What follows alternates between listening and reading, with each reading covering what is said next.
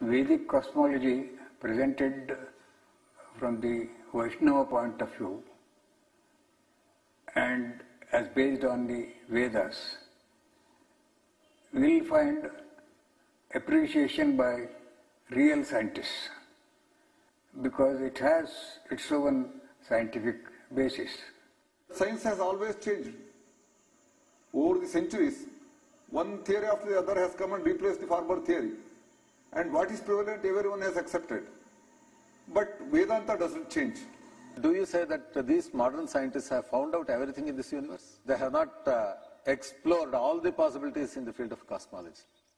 Only they have explored to some extent. They have seen through this Nalika Yantra or the telescopes and microscopes, etc., which are having their own limitations. And people getting the information through limited devices, can they say they know everything? I don't agree with this particular point at all. Kepler put Sun at a distance of 30 million miles from Earth, but the modern scientists placed the same Earth at a distance of 93 million miles. In 1930, Pluto came into existence. 2006, it vanished. To realize the vision of the Vedic planetarium, Srila Prabhupada wanted a diagram depicting the structure of the universe. To this end, he engaged devotees and artists in drawing maps according to Srimad Bhagavatam. Those three, and I was doing maps. We had some big pieces of paper, and then after this, I was there for discussions, and I would take some notes, and then try to make these maps. They were present sometimes while I was making the maps. Other times I would make the maps on my own. And I only think there were about 3 or 4 maps from Bhumandala. But, so I made this one big map. One of the maps was the concentric overview of Bhumandala. Simultaneously, Srila Prabhupada sent out leading students to find a competent Vedic astronomer. After extensive searching throughout India, finally on April 30th, 1977, a reputed South Indian Pandit was brought to Bombay, India, to meet Srila Prabhupada. In the 5th canto, there is description of the planetary system.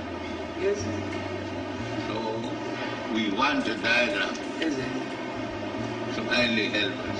This planetary system is hanging. yes. Urdhamula dosaka. Same thing is explained in the Srimad Bhagavatam.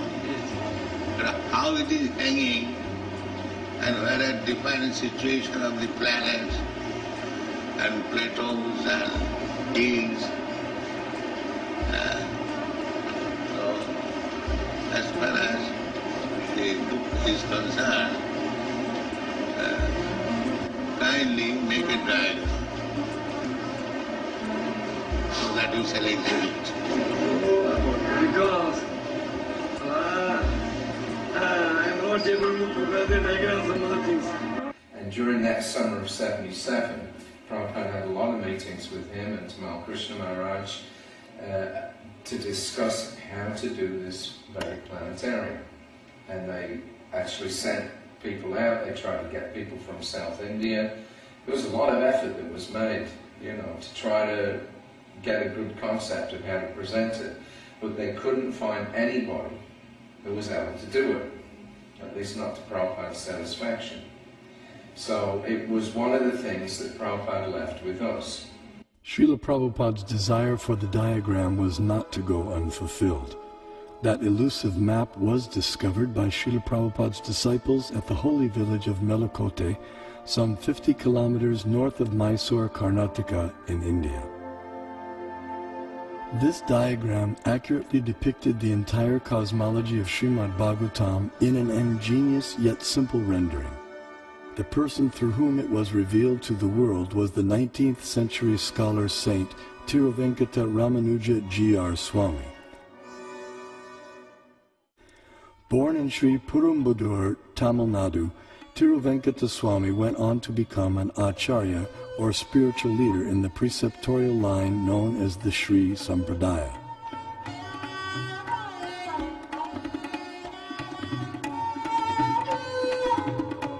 He spent several years of his life in Melakote, which 900 years earlier had been the residence place of Sripad Ramanujacharya, the most prominent acharya of the Sri Sampradaya. At Melakote, in the 1,000-year-old temple, Tiruvenkataswamy studied and taught the Vedas and also worshipped the deity of Tirucheluva Narayan.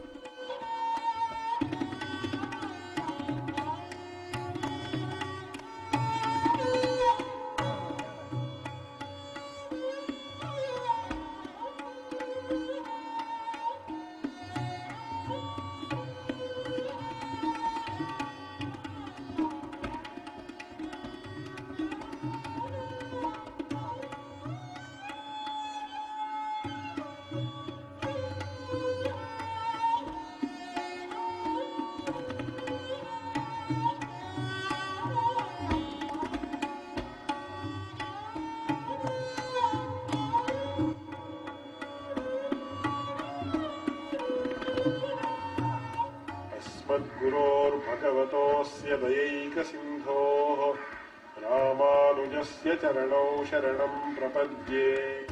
One day, while studying the Mahabharata, a 5,000-year-old epic of ancient India, he came across some intriguing verses. In the 5th chapter of Jambukanda, Bhishma Parva of Mahabharata, it is said, Sudarshanam pravakshami dvipastu gurunandana parimandalo maharaja dvipoyam chakra samstita yato hi purusha pashyet darshanam mukhamatmana evam sudarshana dvipo drishyate chandramandale dviramshe pippalastatra dviramshe cha saso maha sarvaushadhi samavayes sarvata parivarita.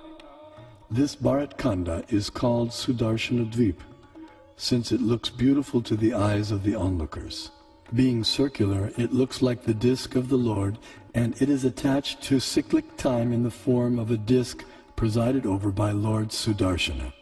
Bharat Khanda is in the form of a globe, since all of its 4 corners are rounded like the bale fruit.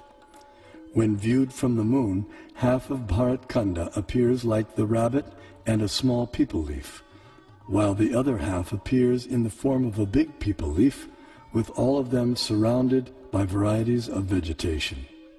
Pondering the verses, he became perplexed. What on earth can a rabbit and peepal leaves have to do with geography or cosmography? As he sought to understand their meaning, he contemplated, meditated, and prayed.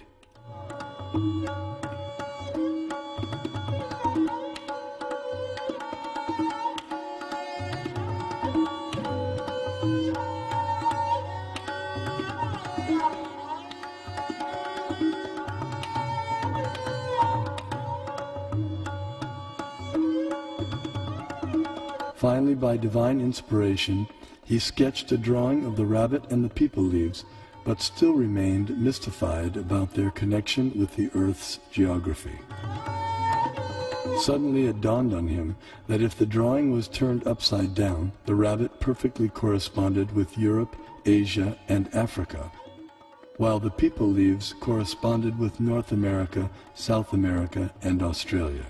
These continents comprise our Earth, which the Mahabharata calls Bharat Khanda. Vishnu Purana also describes the earth as Bharat Khanda and gives its diameter as 8,000 miles. The earth is also referred to by the name Bharat Khanda in the invocation Sankalpa mantra chanted by Brahmana priests since time immemorial up until the present day. Jambudvipe Bharatavarshe Bharatakande Meroho Vedic cosmology gives descriptions of the entire cosmos, including its subtle features. Perception and access to these subtle features, however, requires karmic qualification. Consequently, much of the cosmos described earlier, as well as parts of the cosmography about to be described, are imperceptible and inaccessible to us earthly inhabitants. Bharat Khanda is one of the 9 islands